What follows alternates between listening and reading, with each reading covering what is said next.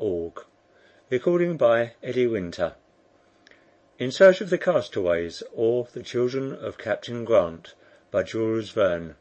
Book 2, Chapter 4. A Wager and How Decided.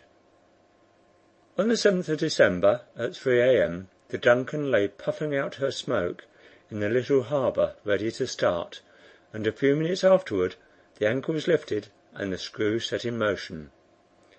By 8 o'clock, when the passengers came on deck, the Amsterdam Island had almost disappeared from view behind the mists of the horizon. This was the last halting place on the route, and nothing now was between them and the Australian coast but 3,000 miles distance. Should the west wind continue but a dozen days longer, and the sea remain favourable, the yacht would have reached the end of her voyage.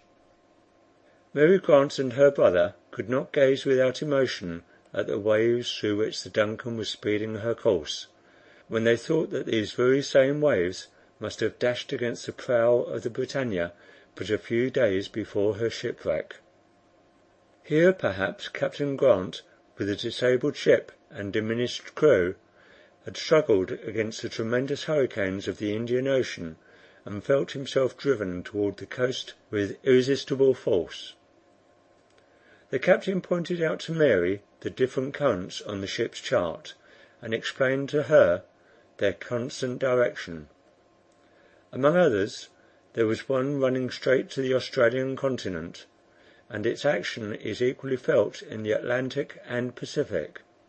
It was doubtless against this that the Britannia, dismasted and rudderless, had been unable to contend, and consequently been dashed against the coast and broken in pieces. A difficulty about this, however, presented itself. The last intelligence of Captain Grant was from Callao on the 30th of May, 1862, as appeared in the Mercantile and Shipping Gazette. How then was it possible that on the 7th of June, only 8 days after leaving the shores of Peru, that the Britannia could have found herself in the Indian Ocean?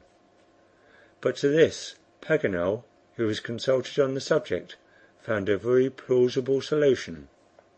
It was one evening, about 6 days after their leaving Amsterdam Island, when they were all chatting together on the poop, that the above-named difficulty was stated by Glenarvan.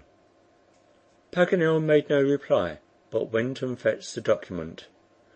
After perusing it, he still remained silent, simply shrugging his shoulders, as if ashamed of troubling himself about such a trifle. "Come, my good friend," said Glenarvan, "at least give us an answer." "No," replied Paganel. "I'll merely ask a question for Captain John to answer." "And what is it, Monsieur Paganel?" said John Mangles. "Could a quick ship make the distance in a month over that part of the Pacific Ocean which lies between America and Australia?" "Yes, by making 200 miles in 24 hours." "Would that be an extraordinary rate of speed?" "Not at all. Sailing clippers often go faster." "Well, then, instead of the 7th of June on this document, suppose that one figure has been destroyed by the sea water, and read 17th of June or the 27th of June, and all is explained." "That's to say," replied Lady Helena, "that between the 31st of May and the 27th of June, Captain Grant could have crossed the Pacific and found himself in the Indian Ocean." Paganel's theory met with universal acceptance. "That's one more point cleared up," said Glenarvan. "Thanks to our friend, all that remains to be done now is to get to Australia, and look out for traces of the wreck on the western coast." "Or the eastern?" said John Mangles.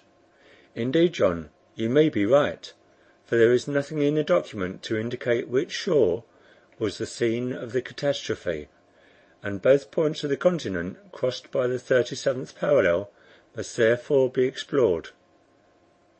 "Then, my lord, it is doubtful after all," said Mary. "Oh no, Miss Mary," John Mangles hastened to reply, seeing the young girl's apprehension. "His lordship will please to consider that if Captain Grant had gained the shore on the east of Australia, he would almost immediately have found refuge and assistance. The whole of that coast is English, we might say peopled with colonists. The crew of the Britannia could not have gone 10 miles without meeting a fellow countryman. "I am quite of your opinion, Captain John," said Paganel. "On the eastern coast Harry Grant would not only have found an English colony easily, but he would certainly have met with some means of transport back to Europe." "And he would not have found the same resources on the side we are making for?" asked Lady Helena. "No, madam," replied Paganel. "It is a desert coast, with no communication between it and Melbourne or Adelaide. If the Britannia was wrecked on those rocky shores, she was as much cut off from all chance of help as if she had been lost on the inhospitable shores of Africa." "But what has become of my father there, then, all these 2 years?" asked Mary Grant. "My dear Mary," replied Paganel, "you have not the least doubt, have you, that Captain Grant reached the Australian continent after his shipwreck?" "No, Monsieur Paganel." "Well, granting that, what became of him?"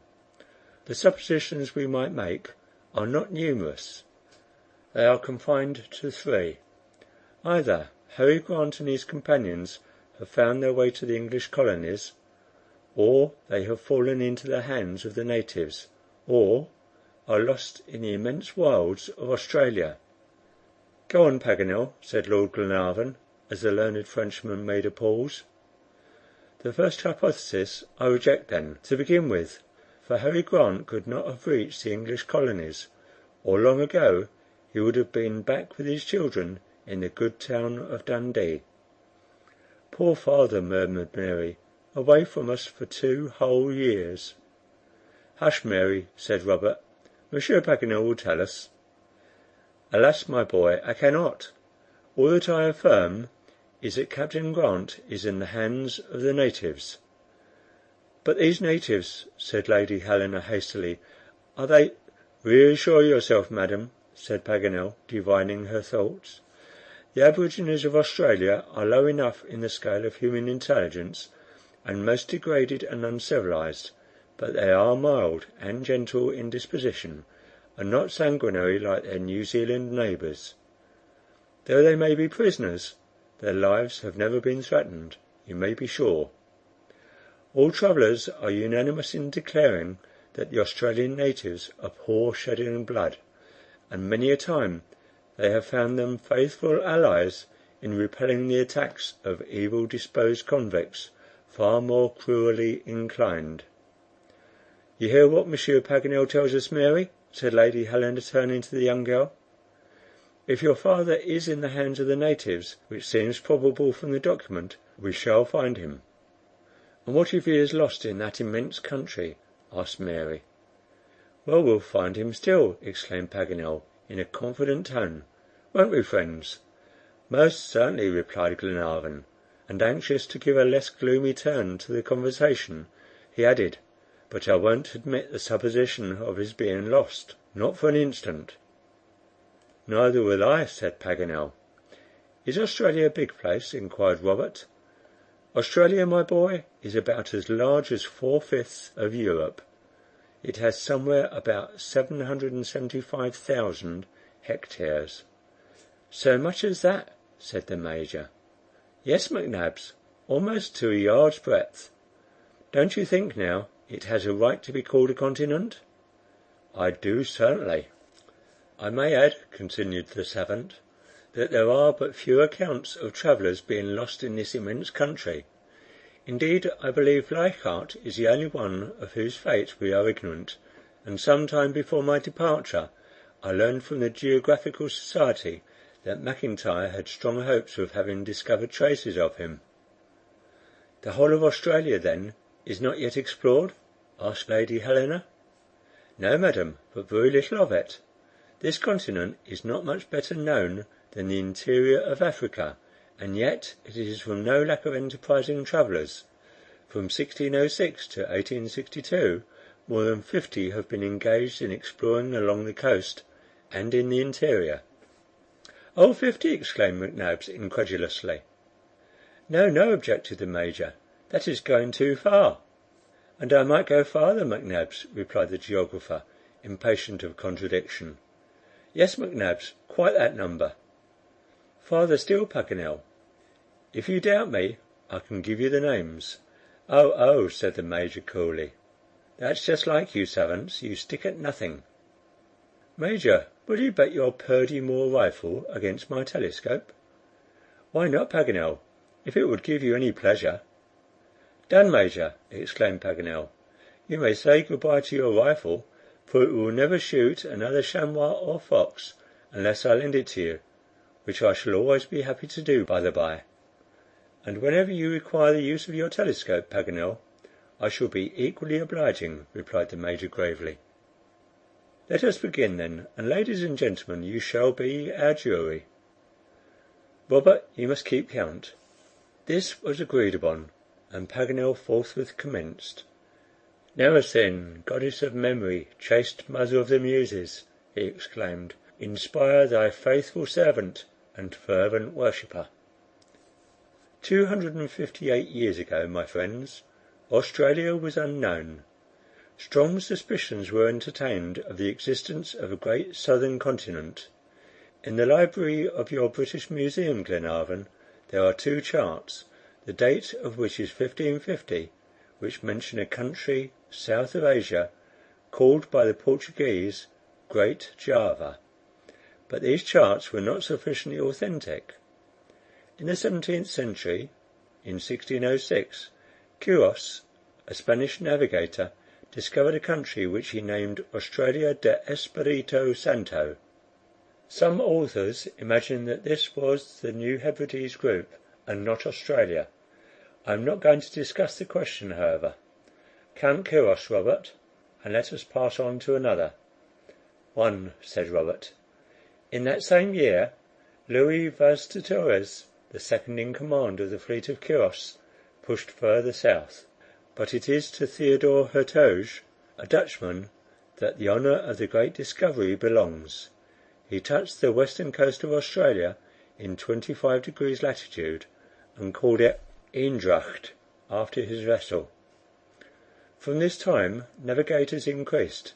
In 1618 Zeecken discovered the northern parts of the coast, and called them Arnheim and Diemen. In 1618 Jan Edels went along the western coast and christened it by his own name. In 1622 Lewin went down as far as the Cape, which became his namesake, and so Paganel continued with name after name until his hearers cried for mercy. "Stop, Paganel," said Glenarvan, laughing heartily. "Don't quite crush poor McNabbs. Be generous. He owns he is vanquished." "And what about the rifle?" asked the geographer triumphantly. "It is yours, Paganel," replied the Major. "I am very sorry for it, but your memory might gain an armory by such feats. It is certainly impossible to be better acquainted with Australia. Not the least name, not even the most trifling fact." "As to the most trifling fact, I don't know about that," said the Major, shaking his head. "What do you mean, McNabbs?" exclaimed Paganel. "Simply that perhaps all the incidents connected with the discovery of Australia may not be known to you." "Just fancy," retorted Paganel, throwing back his head proudly. "Come now, if I name one fact you don't know, will you give me back my rifle?" said McNabbs. "On the spot, Major." "Very well, it's a bargain then." "Yes, a bargain. That's settled." "All right. Well now, Paganel, do you know how it is that Australia does not belong to France?" "But it seems to me, or at any rate, do you know what the reason the English give?" asked the Major. "No," replied Paganel, with an air of vexation. "Just because Captain Baudin, who was by no means a timid man, was so afraid in 1802 of the croaking of the Australian frogs, that he raised his anchor with all possible speed and quitted the coast, never to return." "What!" exclaimed Paganel. "Do they actually give that version of it in England? But it is just a bad joke." "Bad enough, certainly, but still it is history in the United Kingdom. "It's an insult!" exclaimed the patriotic geographer. "And they relate that gravely?" "I must own it is the case," replied Glenarvan, amidst a general outburst of laughter. "Do you mean to say you have never heard of it before?"